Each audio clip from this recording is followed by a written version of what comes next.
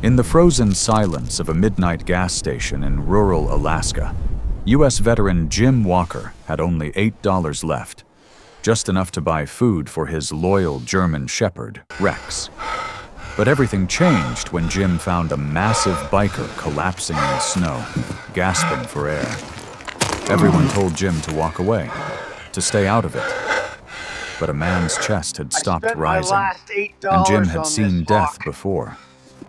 He spent his last $8 on medicine for a stranger, never knowing the biker was Hawk, a leader of a group that would shake the entire town the next morning. Because at sunrise, the thunder of 100 engines echoed across the ice. We are here and they weren't there for revenge. They were there for Jim Walker.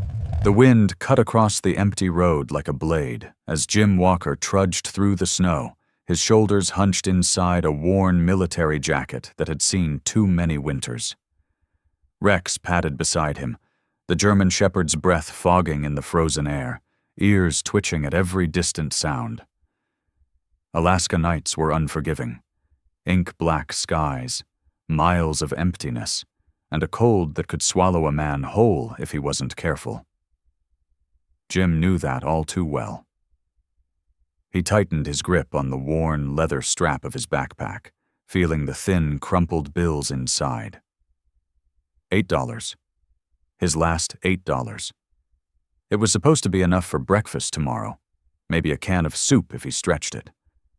But in a place like this, nothing stretched far. The snow thickened as Jim and Rex reached the lone gas station at the edge of town, its flickering fluorescent light glowing like a weak beacon in the dark. Jim paused long enough to catch his breath.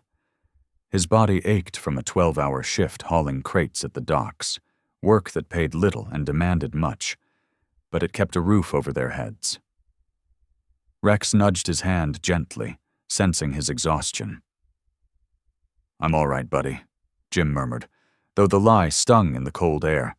He pushed open the restroom door, splashed icy water on his face, then stepped back outside into the silence of the night. That silence broke with a gasping sound, wet, sharp, strained. Jim froze. Rex stiffened instantly, fur bristling. Under the dying light near the pumps stood a massive man, tall as a pine trunk, leaning against a motorcycle dusted with snow. The man's leather vest bore a bold red and white patch. Hell's Angels. Jim recognized the insignia immediately, memories of deployment flashing across his mind. Patched bikers escorting convoys, men with dangerous pasts but strangely steady loyalties. Before he could say a word, the stranger stumbled, clutching his chest. A guttural groan slipped from his lips as he collapsed to one knee, then flat onto the icy pavement. "Hey!" Jim shouted toward the station's window. "Call someone!" The station attendant stepped outside halfway, arms folded against the cold. "Don't get involved," he snapped. "Those guys bring nothing but trouble." Jim looked from the attendant to the man dying in the snow. "He's having a heart attack." The attendant shrugged, flicked his cigarette into the slush, and walked back inside without a second glance. Rex growled low, anger vibrating through his frame. Jim's pulse hammered. He had one choice: walk away like everyone else, or step forward. Jim dropped to his knees beside the fallen biker. The man's lips had turned pale, almost blue, and his breaths came shallow and uneven. "Sir, can you hear me?" Jim lifted the man's head slightly. The stranger managed one whisper. "Heart. Meds. Forgot." The snow around them softened the sounds of the night, making the man's gasps even more terrifying. Jim's phone flickered at 3% battery, weak signal, barely clinging to life. He tried calling 911. The call dropped instantly. Damn it! His hand shook. His other hand tightened around those crumpled $8. He sprinted into the gas station, nearly slamming into the counter. "Aspirin! Water!" The attendant barely looked up. "That'll be $6.50. Jim laid the $8 on the counter. Money meant for breakfast, maybe lunch, too. Gone. Taken without hesitation. He shoved the $1.50 change into his pocket and rushed back outside. Rex circled protectively around the fallen man, barking once at the cold emptiness as if commanding the night to stay back. Jim knelt, opened the bottle, placed 2 aspirin on the man's tongue. "Chew these. Come on, stay with me." He tilted the bottle to give him a sip. The man obeyed weakly, eyes fluttering like they might close for good. Sirens began echoing faintly in the distance, a sound of hope crawling through the icy quiet. The man reached out, gripping Jim's wrist with surprising strength for someone so close to the edge. "Your name?" he wheezed. "Jim Walker." The man blinked. "Jim, you saved my life." "Not yet," Jim said, "but I'm trying." Just then, another motorcycle roared into the parking lot, tires skidding slightly on the frost. A younger man, maybe early 30s, sprinted off it and fell to his knees across from Jim. Hawk, talk to me." He looked up at Jim, disbelief etched across his face. "You helped him?" "He needed help," Jim replied simply. "No one ever stops for us," the younger biker whispered, shaken. The ambulance pulled in with a blinding flash of red lights. Paramedics stormed out, checking vitals, moving with precision. One asked Jim, "Did you give him aspirin?" "Yes, about 3 minutes ago." "That's probably what kept him alive this long," the paramedic said before they lifted Hawk onto the stretcher. As they loaded him into the back, Hawk pulled his oxygen mask down for a moment, locking eyes with Jim. "Tell them, Hawk sent you." Then the doors shut. The younger biker stood, wiping snow from his beard. "My name's Cole." He reached into his pocket and pressed a small white card into Jim's hand. A simple symbol, a crown with wings and a number. Nothing else. "Call this tomorrow. Hawk will want to thank you. Please." Jim shook his head. "I don't want money." Cole's expression softened. "He's not offering money. Just call. Trust me." He glanced down at Rex. "Your dog knew something was wrong? Smart one?" Rex let out a proud snort. When Cole rode off into the blizzard, the gas station fell silent again. Jim stood there with Rex, breath misting in the frigid air, clutching a business card he wasn't sure he should keep. The attendant peered through the window, shaking his head like Jim had just made the worst mistake of his life. Maybe he had. Or maybe he hadn't. Jim wasn't sure of anything except this. A man would have frozen and died in this parking lot if he hadn't acted. And Jim Walker had lived through too much war, too much loss, to ignore someone begging silently for help. As Jim and Rex walked the long mile home, snow crunching under their boots and paws, his thoughts kept circling. $8 gone. Food tomorrow uncertain. And now, somehow, he'd become tangled up with Hell's Angels in the middle of nowhere. The cold bit deeper, but Rex pressed close against his leg for warmth. Jim slid the business card into his pocket. The crown with wings glinted faintly under the streetlights. "What do you think, boy?" Jim asked softly. Rex gave a low whine. Curious, not afraid. Jim looked once more at the empty road stretching before them, the wind swirling flakes around their footprints. He didn't know it yet, but tonight, this single choice would pull him and Rex into something far bigger than they could imagine. Something that would shake their quiet Alaska life to its core. Something that started with $8 and a decision. The sun rose slowly over the frozen Alaskan horizon, casting pale gold light across the modest cluster of homes that made up the small town of Cold River. Jim Walker awoke with stiffness in his shoulders and the bite of the night still deep in his bones. Rex had been up before him, sitting by the window as if guarding the world outside. Jim brewed a cup of weak coffee, staring at the thawing frost on the kettle, his mind replaying last night's chaos over and over. The gasping man, the cold pavement, the aspirin, and that strange card with the crown and wings logo. He rubbed the bridge of his nose, still uncertain whether he had stepped into something he shouldn't have. Rex nudged him gently, sensing his unrest. Outside, the morning streets were unusually quiet for a weekday. Jim zipped up his military cold-weather parka, the thick fabric resisting the biting gusts, and stepped into the cold with Rex at his heels. He needed to clear his head, maybe walk down to the general store for dog food if he could spare a few dollars. But as soon as he stepped off his porch, he sensed something was off. Mrs. Garrison, his neighbor from across the street, a stern woman in her late 60s, was standing on her porch with arms folded. She stared at him as if he'd committed a crime. "Jim Walker," she called out, her voice sharp in the frozen air. "I heard you were mixed up with biker trash last night." Jim stopped, stunned. "I helped a man having a heart attack," he replied calmly. "That's all." She shook her head firmly, lips pressed tight. "People like that bring trouble. You should have walked away." Jim kept walking, but her words stung more than he cared to admit. Others on the street whispered as he passed by, quick glances, murmurs carried through the icy wind. No one asked if he was okay. No one thanked him for doing the right thing. It was as if he'd broken some unspoken rule of survival in small Alaskan towns. Don't invite danger into the cold. Rex stayed close, ears lowered, sensing the tension radiating from the humans around him. Jim sighed deeply. He'd lived through far worse judgment before. War zones, military politics, reconstruction missions.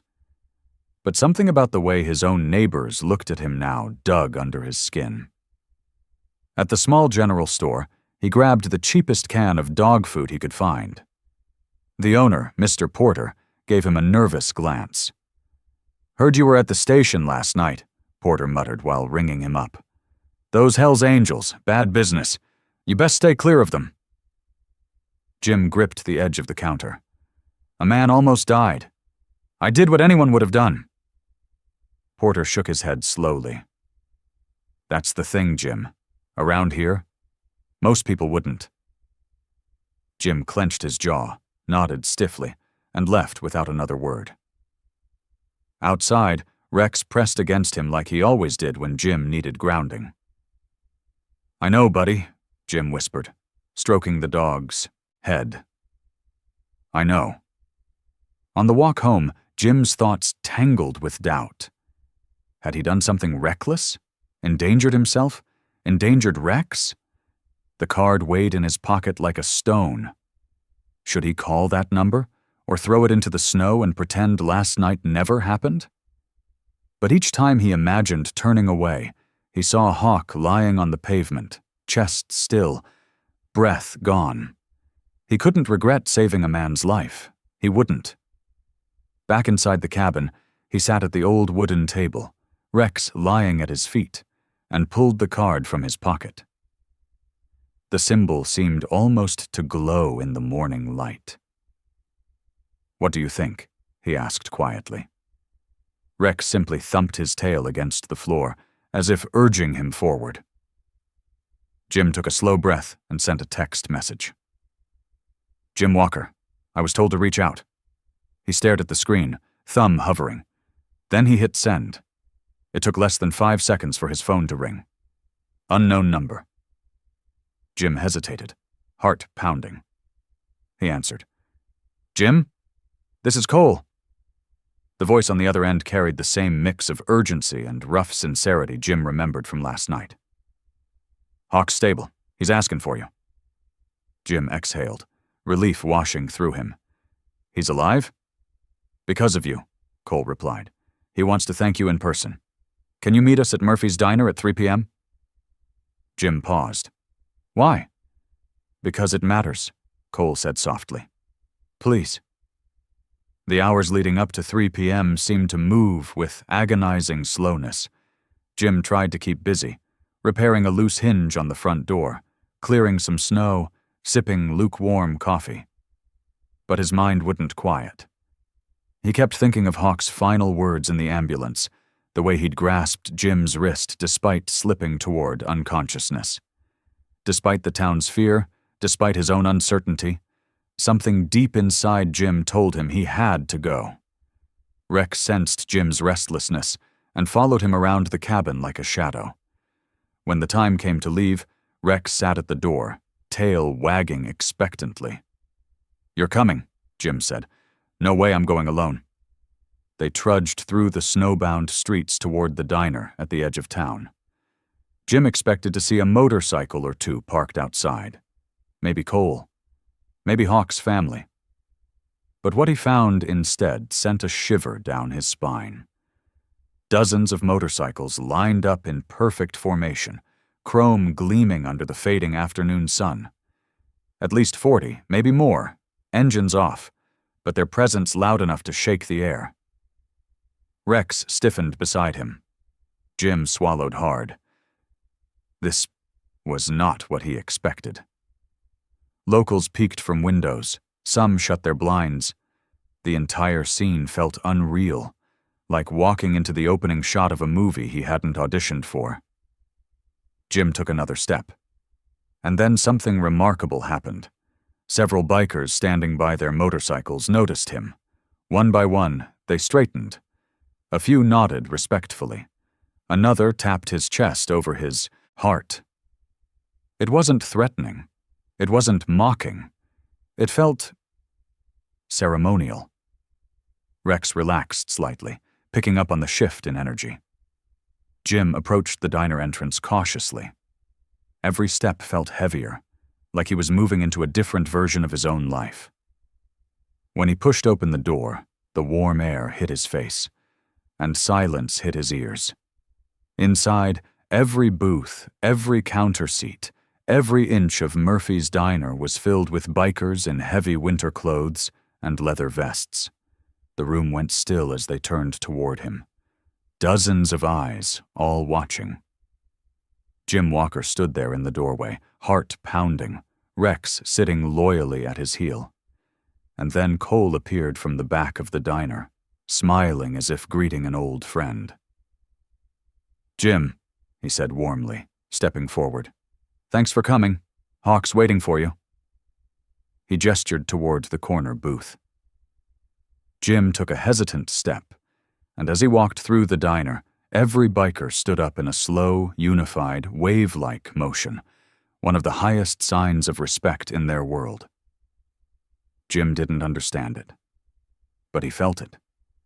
And for the first time since last night, he no longer felt alone. The thunder came before the light. At first it sounded like distant avalanche rumble rolling through the frozen pass north of Cold River, but then it grew deeper, angrier, heavier, an entire storm of engines awakening the silent dawn. Jim Walker opened his eyes before the alarm could ring. Rex was already at the window, ears pricked forward, tail stiff with alertness. Jim pushed aside the thin curtain and froze. More than 100 motorcycles crawled slowly down the narrow, snowy street, chrome flashing beneath the pale orange sunrise, exhaust mist drifting like smoke over frozen pavement. Jim had seen military convoys in Afghanistan that made less noise than this. He slipped on his boots, zipped his cold-weather parka to the top, and opened the door cautiously as Rex stayed glued to his side. By the time Jim stepped onto the porch, the entire neighborhood was awake. Windows slammed shut, curtains snapped closed, and fearful voices whispered through the icy air. Mrs. Garrison stood on her porch in a thick brown coat and knitted scarf, her gray bun shaking as she spoke into her phone. "Yes, police?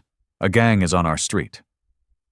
2 houses down, Mr. Rodriguez, a Hispanic man in his 40s with a stocky build, trimmed goatee, and winter work jacket, was pacing anxiously, muttering to himself. Parents rushed to pull their children inside. Fear spread like wildfire. Rex growled softly, sensing the tension. Jim lifted a hand. Easy, boy. Even he didn't know whether to reassure Rex or himself. The motorcycles coasted to a stop in a long, disciplined line stretching nearly the full length of the street. Each biker wore layered winter gear over leather vests marked with familiar patches. The winged crown emblem from the card Jim carried. Jim felt a strange combination of dread and anticipation. Suddenly, the crowd of neighbors surged toward him. Mr. Rodriguez stormed across the snow. "Jim, what did you do? Why are they here?" His breath puffed white in the frigid air, eyes frantic. Mrs. Garrison joined him, pointing accusingly. "I told you those bikers would bring trouble. Look at this. You put us all in danger." The panic in their voices rippled into the crowd gathering around Jim. Rex barked sharply, stepping forward to shield Jim, his black and tan fur standing on end. Then a single voice cut through the chaos like a knife. "Everyone, calm down." Cole stepped forward from the line of parked motorcycles. He stood tall, broad-shouldered, and dressed in layered black riding gear with frost peppering his leather vest. His sharp, dark eyes scanned the anxious crowd with surprising softness. "We're not here to cause trouble," Cole said firmly. "We're here because Jim Walker saved Hawk's life." The street fell into a stunned silence. The only sound was the slow ticking of cooling engines. Jim swallowed hard. He hadn't known what to expect, but certainly not this. An entire convoy appearing at his doorstep to return a favor. Rex leaned against Jim's leg, sensing he was no longer in danger. Cole raised his voice so the entire block could hear. "My name is Cole Harris. I work with Lily's Legacy, a nonprofit founded 20 years ago. We help families who are struggling. Medical bills, housing, emergencies. Jim Walker saved the life of our founder, Hawk, and today, we're here to return that kindness." A murmur rolled through the crowd. Several neighbors exchanged confused looks. Mr. Rodriguez frowned. "Lily's Legacy? Wait, my cousin Miguel in Detroit. They helped him pay for therapy after the Army discharged him." Cole nodded. "We remember Miguel." Another voice joined, an elderly white man in a red parka with thin-framed glasses. "They paid for my wife's heart medication last winter." The air shifted. Fear melted into recognition. Mrs. Garrison lowered her phone slowly, her expression softening with reluctant realization. Jim looked around as the faces of the neighbors changed from suspicion to hesitant understanding. For the first time that morning, he felt the crushing weight of blame lift off his shoulders. Rex relaxed his stance, tail lowering from defensive alert to cautious curiosity. The door of the lead truck swung open with a metallic clang. All eyes turned as Hawk emerged. He stepped down carefully, leaning slightly on Cole's shoulder. Hawk looked just as imposing as Jim remembered. Towering height, thick gray beard, tattooed arms beneath his heavy winter coat. But his eyes now held warmth, rather than the pain of a man fighting for breath. Hawk walked toward the gathered crowd, each step slow but steady. The entire street seemed to hold its breath. Hawk stopped a few feet from Jim and met his gaze with solemn gratitude. "Jim Walker," Hawk began, voice gravelly from recovery, yet filled with strength. "2 nights ago, I was dying in a gas station parking lot. People walked away. They looked at my vest and made their assumptions. But you saw a man who needed help. You used your last $8 to save me. I owe you my life." The sincerity in his voice reverberated through the frozen air. Jim felt his throat tighten. It wasn't often anyone thanked him this way. In fact, he couldn't remember the last time anyone did. Hawk turned to the crowd, lifting his chin. "Most of you were scared when we arrived. I get it. You saw the jackets, the bikes, the tattoos. But this," he gestured to the convoy, "is a family. A family built on helping others because my daughter, Lily, died when we couldn't afford her treatment. I swore that would never happen to another family." His words landed heavily. Even the cold wind seemed to pause in respect. A woman near the back, a mother with long dark hair and warm brown skin, wearing a thick blue parka, stepped forward holding the hand of her young son. "Lily's legacy paid for my boy's surgery," she said softly. "You saved his life." Her son peeked out shyly, clutching her sleeve. The atmosphere transformed completely. Neighbors who just minutes ago had demanded answers now nodded with softened eyes. Mr. Rodriguez let out a long breath, shoulders dropping. Mrs. Garrison lowered her gaze in shame. The once fearful crowd now stared at Jim as if seeing him for the first time. Hawk stepped closer and placed a heavy hand on Jim's shoulder. "My entire organization stands here today because of what you did. You didn't ask for anything. You didn't hesitate. That kind of kindness deserves to be honored." Jim felt Rex press gently into his leg, grounding him. The cold no longer felt harsh. It felt cleansing somehow. Hawk then raised his voice for all to hear. "We came here today to say thank you, and to show this town exactly what kind of man Jim Walker is." The bikers behind him straightened proudly, their breath fogged in unison as if they shared one heartbeat. Cole gestured toward the trucks behind the motorcycles. "We brought supplies, food, blankets, heating fuel, not for Jim, for everyone. Cold River has been struggling. We know. We pay attention. We're here to help the whole community." Gasps rippled through the crowd.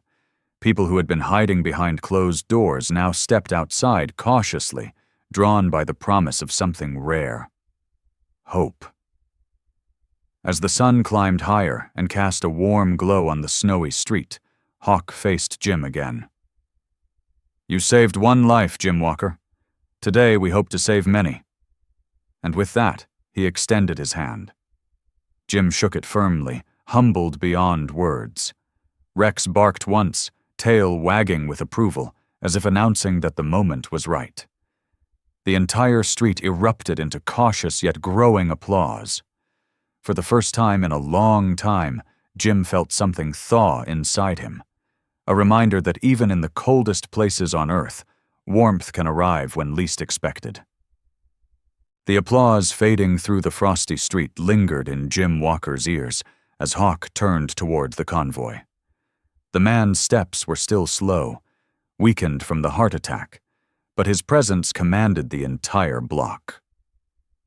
Snow crackled under his boots as he reached into the inner pocket of his heavy winter coat and pulled out a sealed envelope. Hawk held it with the careful reverence of someone who understood what it meant to give hope. Jim stood still, Rex sitting obediently by his side, both unsure of what was coming next. Hawk paused, looked Jim directly in the eyes, and extended the envelope. "You saved my life, Jim Walker, and I intend to help you get yours back." The crowd watched in breathless silence as Jim took the envelope with a confused frown. When Jim opened it, his rough hands trembled slightly. Inside was a check, printed clean, official, impossible to misunderstand. $25,000 USD. Jim blinked, stunned. He hadn't seen that many zeros in years, probably decades. Hawk's 2-day-old bruises pulled slightly as he smiled. "Pay off your debts," Hawk said. "Fix what needs fixing. Buy real food. Get warm again." Jim swallowed hard, overwhelmed. He started shaking his head, but Hawk lifted a hand. "No arguments. That's for you." Cole stepped up behind Hawk, tall and steady like a silent guardian. "And there's more," Cole said, pulling out a second envelope, this one thicker, containing multiple documents. Jim hesitated before opening it, feeling the weight of a turning point he never asked for.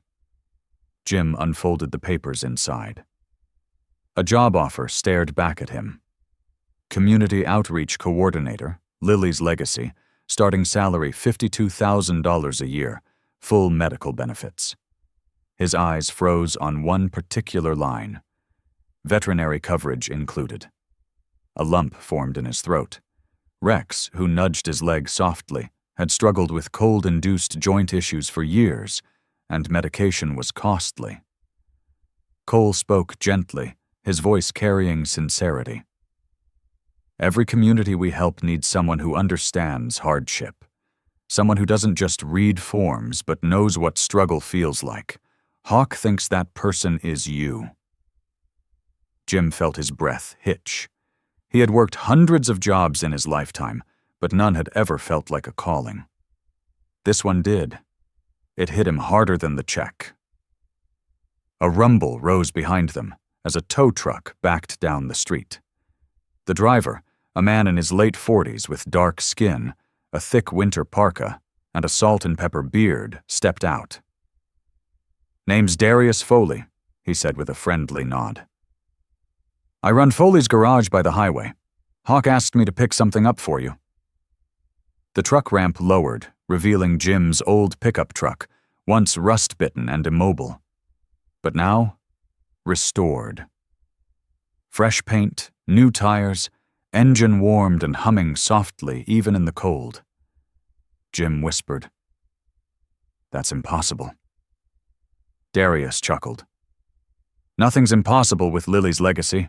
We rebuilt her from the frame up. She'll handle the Alaskan winters better than new." Jim ran a gloved hand across the truck's surface, feeling hope in each smooth line. The bikers behind Hawk and Cole moved with organized precision, opening the backs of their trucks and trailers. Within minutes, men and women, each wearing thick layers under their leather vests, began unloading supplies. A tall woman with long auburn hair tucked under a knitted beanie, around 30 years old, athletic frame, freckles scattered across her pale skin, carried a box labeled insulated bedding. Her name, stitched on her jacket, read Marla. She smiled warmly as she passed Jim.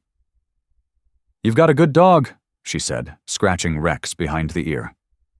Next came a younger biker, around 25, slim build, sharp cheekbones, olive skin tone, dark eyebrows, and a quiet demeanor. His vest patch read Toby.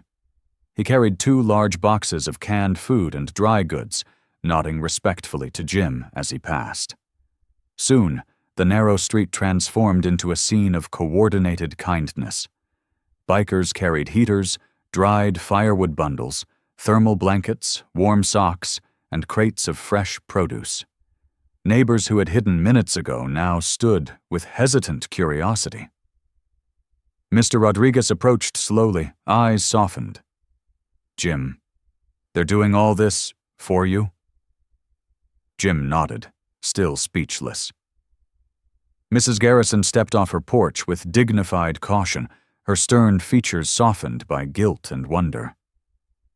"I may have misjudged them," she admitted quietly. Cole overheard and offered her a friendly smile. "Happens more than you'd think, ma'am."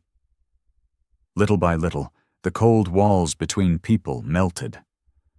Jim led the group into his small cabin. The interior was dim, the furniture worn, the air carrying the faint draft that had become part of his daily life. The bikers stepped inside respectfully, moving carefully through the cramped space. They replaced the sagging couch with a sturdy new one, set up a modern heating unit in the corner, stocked the pantry with enough food for months, and assembled a plush dog bed for Rex. Marla placed a thick, fleece-lined blanket across Jim's bed, while Toby arranged shelves with new winter gear and tools. Darius carried in a new generator, setting it beside the back door. Jim watched, overwhelmed, as his home transformed from a place of survival into one of warmth. As more neighbors stepped forward to help, the atmosphere shifted from simple charity to communal unity. A young woman with caramel skin, curly black hair tucked under a fur-lined hood, and an infant strapped to her chest introduced herself as Naomi, a neighbor who worked nights at the town clinic. She helped organize the medical supplies Lily's legacy donated. Mr. Rodriguez carried boxes without being asked, grinning sheepishly each time Rex sniffed his boots. Even Mrs. Garrison handed out mugs of steaming cocoa she'd hurriedly made. Jim felt his chest tighten with emotion. It had been so long since he'd seen people, strangers and neighbors, working together like this. The cabin, once cold and lonely, now vibrated with life. When the final box was set down, Hawk positioned himself in the center of the room. He spoke slowly, giving weight to each word. "Jim Walker, you gave me something priceless, my life. Today we hope we gave you something back, not because you asked, but because you deserved it." Jim swallowed, fighting the sting in his eyes. "I didn't do anything special," he whispered. Hawk stepped forward, placing a firm hand on Jim's shoulder. "You did everything special. You helped without fear, without judgment, without expecting a damn thing. That's rare in this world." Cole handed Jim a small folder. Insurance forms, orientation details, contact numbers.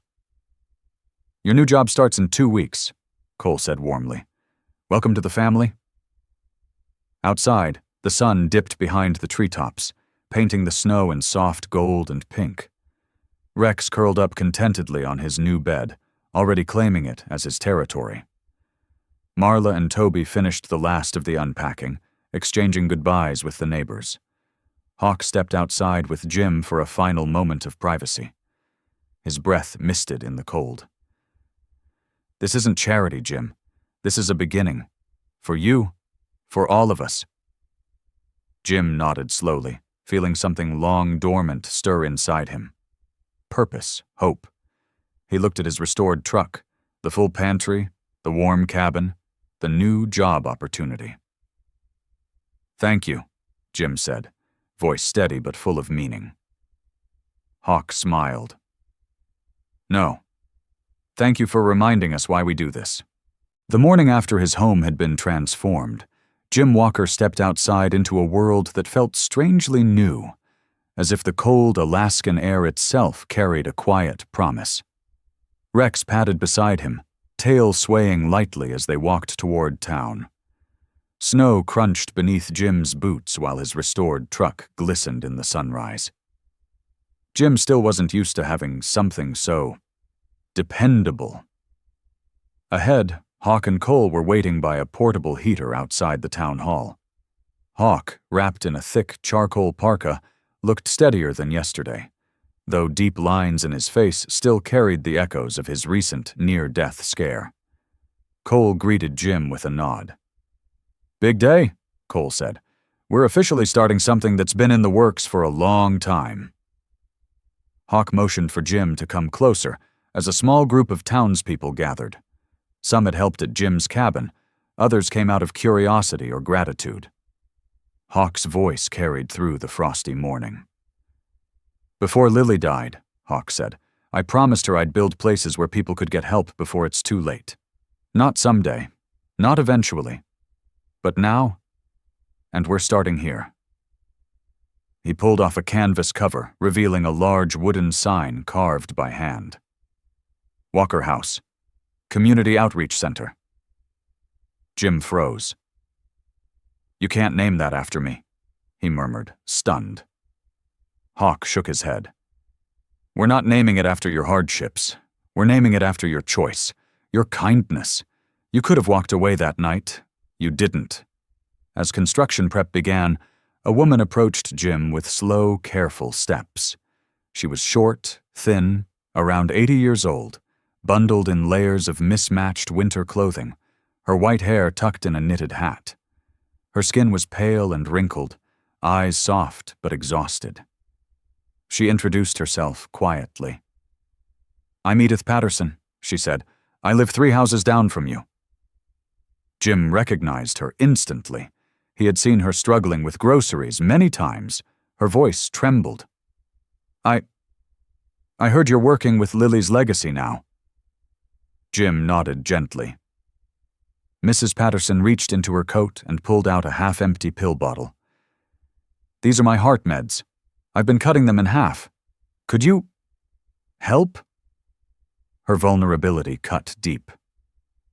Jim guided Edith Patterson to a bench while Rex lay at her feet like a quiet guardian. Jim took her bottle and read the label carefully before sending Cole a text. Minutes later, Naomi arrived, the caramel-skinned young mother from earlier, now wearing her clinic badge, a thick blue parka, and her infant bundled against her chest. Naomi listened, nodded, and immediately began arranging the replacement medication. 3 months, she confirmed. Fully covered. Delivered this afternoon. Mrs. Patterson's face collapsed into grateful tears. Jim placed a steady hand on her shoulder. You're not alone anymore, Jim said softly. The old woman reached for his hand, her fingers cold and shaking. I haven't heard those words in years, she whispered. As Edith was helped home by Naomi, construction crews and bikers began marking out land for Walker House. Snow clouds rolled overhead, but people worked with energized spirits. Jim stepped to the side, observing. Rex sniffed around the snowy site, watching everyone with bright curiosity. Workers unloaded wooden frames, heaters, and generators. Standing among them was a new face, Eli Jensen, a carpenter in his late 40s, tall and broad-shouldered, with deep-set blue eyes and a heavy reddish beard flecked with frost. Eli wore insulated overalls and steel-toed boots, his hands large and scarred from decades of manual work. Known around Cold River as a quiet loner after losing his brother in a fishing accident, Eli rarely spoke to anyone. Today, he stepped toward Jim, wiping snow from his beard. You must be Walker, Eli said, his voice rough but not unkind. Hawk said you'd be helping coordinate. Jim nodded, extending a hand. Eli shook it firmly. We'll build this place strong, Eli said. Stronger than anything else in town. Alaska winters won't break it. A faint smile touched the carpenter's eyes before he walked off to direct volunteers. Jim felt a warm surge in his chest. People were beginning to believe. Some in the project, some in the cause, some simply in the idea that things could get better. Hawk stood beside Jim, watching the transformation unfold with something close to pride. You're good at this, Hawk said. Jim chuckled. All I've done is talk to people. Hawk shook his head. That's exactly what they've needed. Throughout the morning, Jim walked between teams, checking on supplies, helping lift beams, coordinating drop-offs, and answering questions. For the first time in years, he felt useful. Not like a man patching his life together, but like someone building a path forward. Rex followed him faithfully, tail wagging, as if proud of every step Jim took. Marla distributed warm drinks and snacks. Toby documented inventory. Darius inspected the generators. Naomi sorted medical donations. Even Mrs. Garrison arrived, carrying 2 large thermoses of tea, her lips pursed with stubborn determination not to appear too friendly, but her actions speaking loudly enough. Jim caught her eye and offered a small nod. She returned it, barely, but it was progress. Around midday, Jim stood with Cole reviewing permit documents, when a young journalist approached. She looked to be in her early 30s, slender, with medium brown skin, dark curly hair tucked under a fur-trimmed hood, and expressive hazel eyes behind round glasses. She introduced herself politely as Clara Nguyen, a reporter for the regional paper. She had driven 2 hours through icy roads after hearing rumors of a massive biker-led project in a remote Alaskan town. Clara spoke with articulate enthusiasm, explaining she'd been covering stories about rural, community aid programs. Her curiosity was sharp but respectful. Is it true? Clara asked. That this entire project began with $8? Jim hesitated, uncomfortable with attention, but Cole stepped in, nodding. Yes, $8 and the right choice. Clara asked Jim for an interview later, but Jim gently declined. Maybe once the center is built, he said. She didn't press. Instead, she interviewed volunteers, neighbors, bikers, and even Rex, kneeling to scratch him under the chin as he wagged contentedly. As the afternoon wore on, the foundation markers were laid, and the first wooden beams went up. Jim stood back, watching the shape of Walker House rise. The sound of saws, hammers, and voices blended into a kind of music, a rhythm of rebuilding, healing, and hope. His heart felt lighter than it had in years. For once, he wasn't just surviving Alaska. He was part of something shaping it. When the workers took a break, Hawk motioned for Jim to join him. Snowflakes drifted around them as they stood by the carved wooden sign again. Hawk spoke quietly, almost reverently. This center isn't just about Lily, Hawk said. It's about you, about this town. People forget that one act of kindness can create 1,000 more. That night at the gas station, you didn't think about danger. You thought about saving a life.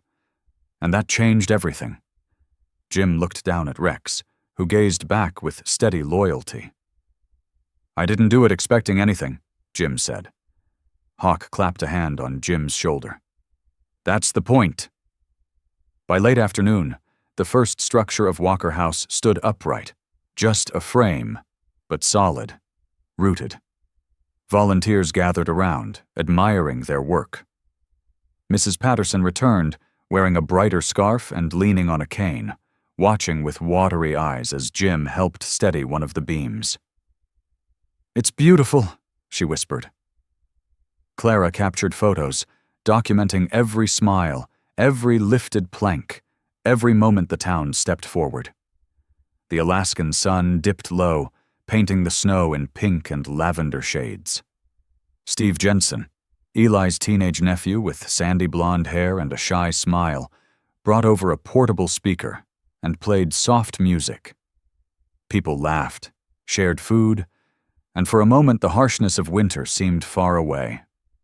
As twilight settled, Jim stood in front of the rising structure with Rex at his side. The cold bit at his cheeks, but he didn't mind. The warmth came from within, from the neighbors helping each other, from the donors who came from miles away, from Lily's legacy building more than a center. They were rebuilding hope itself. Cole raised a mug of hot cider. To Walker House, Cole called out, where kindness grows. The crowd echoed the sentiment. Jim stared at the sign again, humbled yet determined. The responsibility scared him, but it also inspired him. Rex nuzzled Jim's hand, tail thumping gently. Tomorrow, construction would continue. Tomorrow, more. Families would be helped. Tomorrow, Walker House would rise a little higher. Months passed, and the brutal Alaskan winter tightened its grip on the remote region surrounding Cold River. Yet Jim Walker found himself waking every morning with a sense of purpose he had never felt before. Rex, now fully accustomed to his soft, new dog bed and warm meals, rose with him, tail thumping against the cabin floor.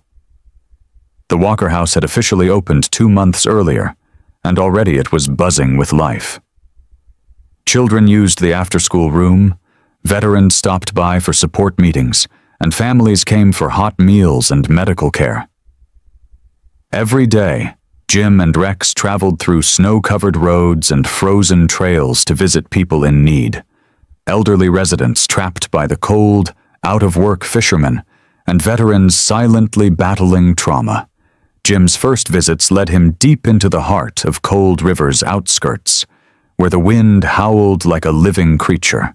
Rex stayed close as Jim approached a small cabin belonging to Martin Hale, a former Air Force mechanic in his late 50s with salt and pepper hair, thick eyebrows, and a rugged jawline covered in stubble.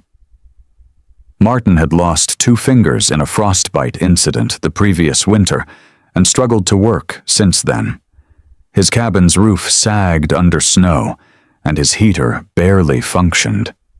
When Martin opened the door, his face carried a mixture of pride and exhaustion. Jim sat with him for hours, listening to stories of planes, failed winters, and the loneliness that gnawed at him. Lily's Legacy arranged a new heater the same day. When the heater roared to life, Martin's eyes glistened. "Didn't think anyone remembered me," Martin whispered. Jim placed a hand on his shoulder. "We do now." As the days passed, Jim formed a small but effective volunteer group.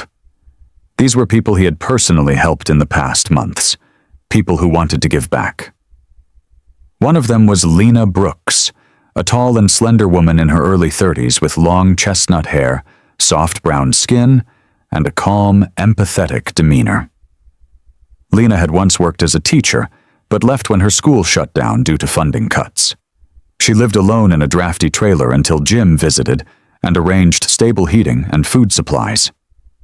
Now, she came to Walker House every day, assisting children with homework and organizing food donations. Her soothing voice brought comfort to stressed parents and scared kids. Jim admired her ability to turn chaos into calm with just a few quiet words. Another volunteer was Marcus Pratt, a former Marine in his late 20s with a heavily scarred jawline, broad shoulders, and dark curls hidden under a beanie. Marcus had experienced homelessness after suffering severe depression following deployment. Jim met him outside a frozen gas station 3 weeks earlier, shivering as he slept in an abandoned truck.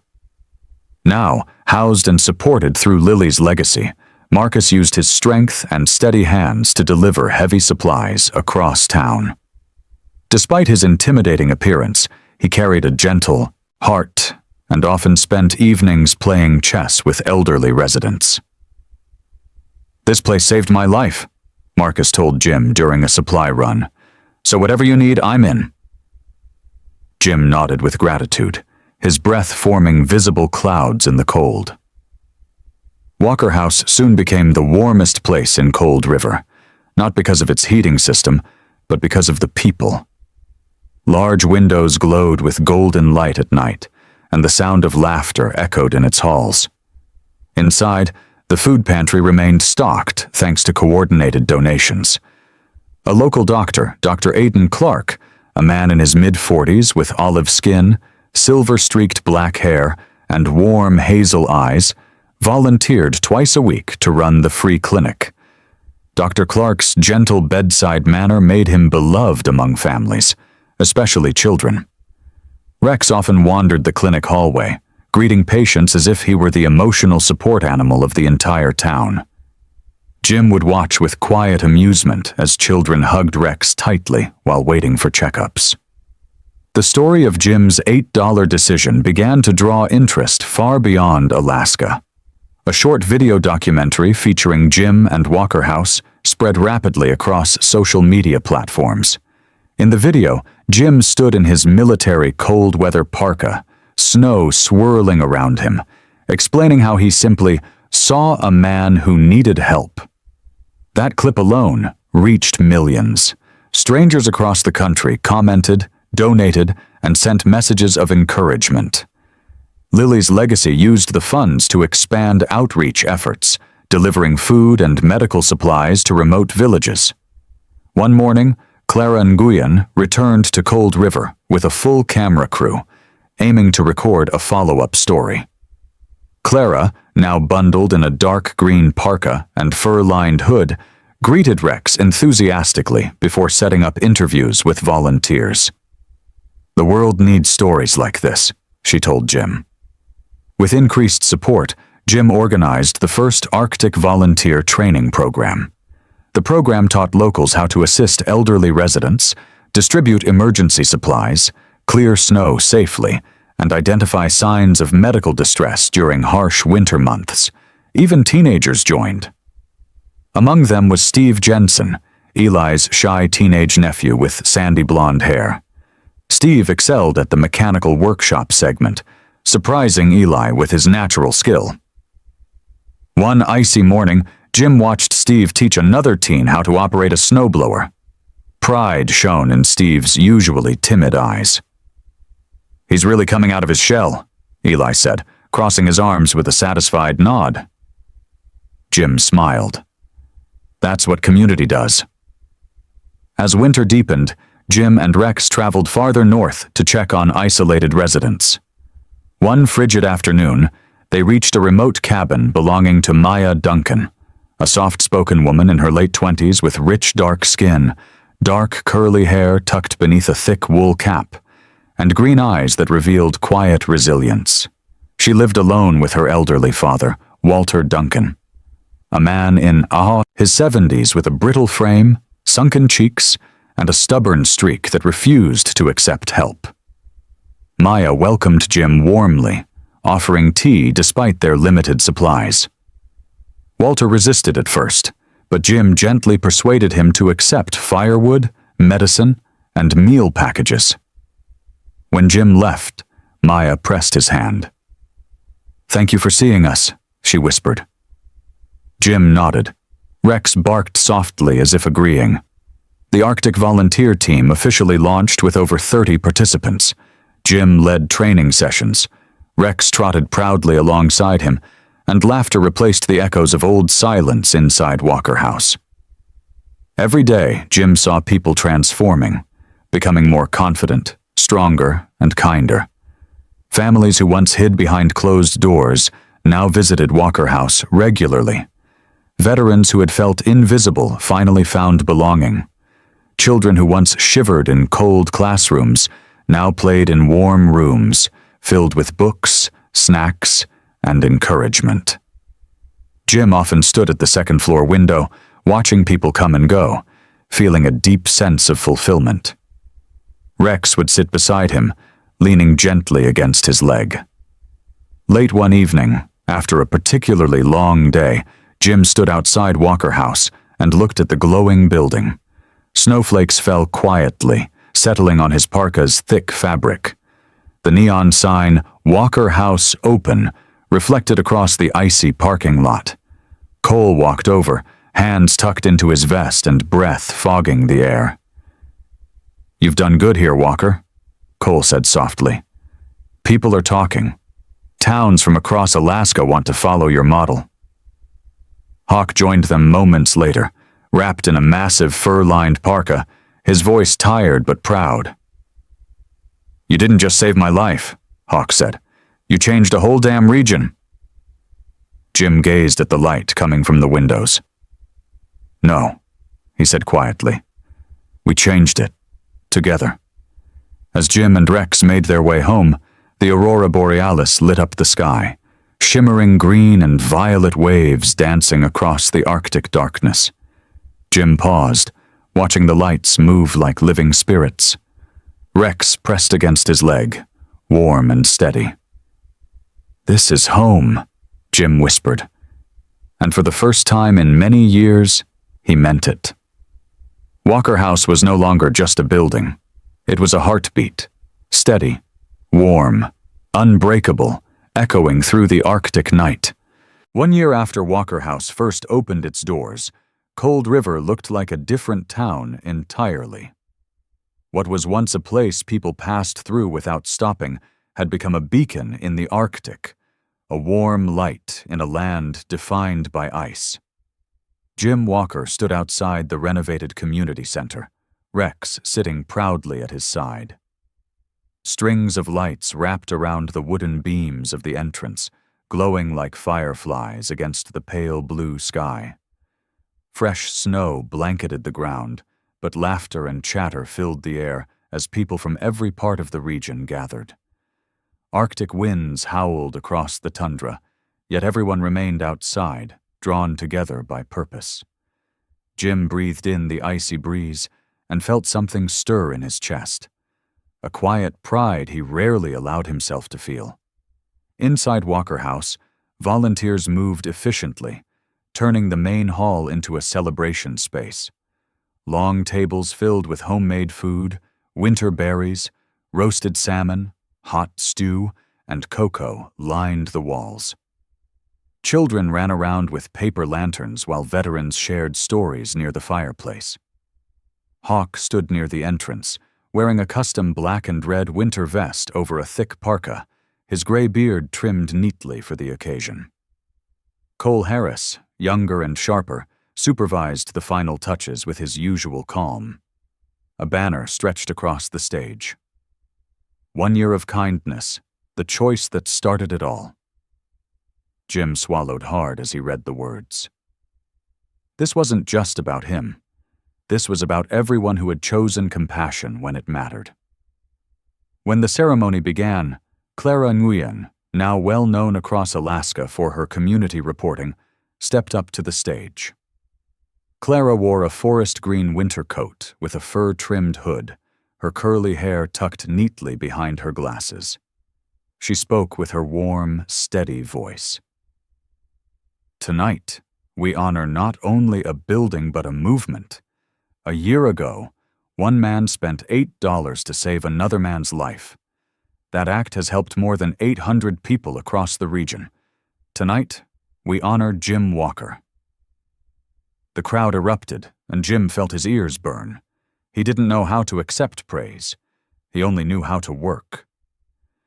Rex nudged his leg gently, grounding him. Jim stepped forward. Jim stood in front of the microphone, his military cold-weather parka catching the soft light. He looked out at the faces. Hawk, Cole, Lena Brooks, Marcus Pratt, Naomi, Eli Jensen, Dr. Aidan Clark, Mrs. Patterson, Martin Hale, and dozens more families whose lives had been touched by Walker House. Jim cleared his throat. "Thank you," he said simply. "I never wanted recognition. I never expected any of this. But I learned something this year. Kindness never fades. It grows, it moves, it travels farther than we ever expect." The room fell silent, listening intently as snow tapped against the windows. "Long tot kong bao gyo lasai," Jim continued slowly. "Even when it's all you have left, it's still the right thing." People applauded, some wiping their eyes. After the speeches, music filled the hall. Steve Jensen managed the sound system, his sandy blonde hair falling into his eyes as he adjusted the mixer. Marcus Pratt served hot drinks to visitors with a wide smile. Lena Brooks gathered children around for winter story time, her chestnut hair glowing under the lights. Hawk sat next to Mrs. Patterson, who proudly declared that she had not cut a pill in nearly a year. Even the usually reserved Walter Duncan was present with his daughter Maya Duncan, leaning on a sturdy new cane Lily's legacy had provided. "This place saved my life," Walter said gruffly to Jim, "and my daughter's." Jim shook Walter's hand firmly. "You saved your own life," Jim corrected softly. "We just showed up." Late into the evening, Clara conducted small interviews for her new documentary. One interview was with Marla, the athletic auburn-haired biker whose freckles shone under the warm lights as she spoke about how helping at Walker House healed her grief after losing a brother to frostbite years ago. Toby, the olive-skinned young biker, shyly admitted that volunteering kept him away from a destructive path. Even Darius Foley, the mechanic with the salt and pepper beard, shared how the restoration of Jim's truck had inspired him to offer free winter safety checks to low-income residents. Jim stood back and watched. These weren't just stories. They were proof of what one act of compassion could create. When the event ended, Jim, Hawk, and Cole stepped outside to breathe the crisp night air. Northern lights unfurled above them in sweeping green arcs, illuminating the snow-covered street. Rex sat obediently at Jim's feet, ears perked.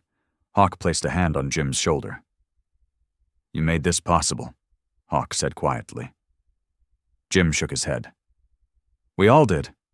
Cole smirked. "You're allowed to take some credit, Walker." Jim chuckled, his breath forming a cloud in the cold. People gradually left, waving goodnight. The building dimmed behind them, but the glow of its windows lingered like a promise. Jim and Rex began their walk home across the silent 20 landscape. Snow crunched rhythmically beneath Jim's boots as he glanced up at the aurora shimmering like celestial rivers. Halfway home, Rex suddenly perked up and pulled slightly on the leash. Jim followed his gaze. On the side of the road stood a car, hood up, lights off, engine dead. A young man in his early 20s stood beside it, shivering violently inside a thin jacket far too light for the Arctic. The young man had medium-dark skin, sharp cheekbones, and short black hair plastered to his forehead from sweat and cold. His eyes widened with fear when he saw Jim approaching with Rex. Jim approached calmly, lifting his hand slightly to signal peace. "You all right?" he asked. I don't know what happened," the young man stuttered. "Battery died. Phone's dead too. I need to pick up my son from daycare." Jim recognized the desperation, the same kind he used to feel. He reached into his parka, pulled out a folded bill, and handed it to the young man. "Here, for the tow." The stranger shook his head. No, sir, I can't take that from you." Jim pressed the money into the man's frozen fingers anyway. "Take it," Jim said gently. Jim radioed a local towing service, giving his own payment information without hesitation. Rex sat near the young man, offering warmth the way only a dog could. The young man's breathing steadied, as warmth flickered in his eyes. Jim reached into his parka again and handed him a Lily's Legacy card. The young man looked confused. Jim spoke slowly, repeating words once spoken to him. "When you're standing again, help the next person you see. That's how you pay me back." A soft laugh escaped the young man's chapped lips. "I will. I promise." The tow truck arrived minutes later. Darius Foley himself stepped out, apparently still running night routes during winter. "Walker?" Darius called with a grin. "You never stop, do you?" Jim shrugged. Someone needed help. As the car was loaded, the young man thanked Jim again, tears freezing on his lashes before he climbed into the truck. Jim and Rex resumed their walk. The aurora continued its silent dance above them. Snow fell lightly, cold but beautiful. Rex leaned against Jim as they walked, warm breath rising in small clouds. Jim stopped once more to look back at Walker House glowing faintly in the distance, then ahead at the endless Arctic night. Kindness had brought him here. Kindness had rebuilt this town. And kindness, simple, unglamorous, human kindness, would carry them into whatever came next. In a world often hardened by cold winds and heavy burdens, miracles don't always arrive as thunder in the sky. Sometimes God sends them quietly, through a small choice placed gently in our hands, to help or to walk away. Jim Walker didn't have much, but he had kindness. And God took that simple kindness and transformed it into something far greater than he ever expected. Sometimes God doesn't perform the miracle for us. He performs it through us. Every day, each of us faces a small $8 moment. A stranger who needs help, a word someone needs to hear, a chance to do the right thing even when no one notices. And in those moments, God watches the choice we make. If this story touched your heart, share the video so kindness can spread. Leave a comment about a moment someone helped you, or a moment you helped someone else. Subscribe to the channel so you never miss the next story of hope. May God bless you, protect you, and guide your steps. May He fill your home with peace, strength, and compassion, and may He use you to bring light into someone's darkness. Amen.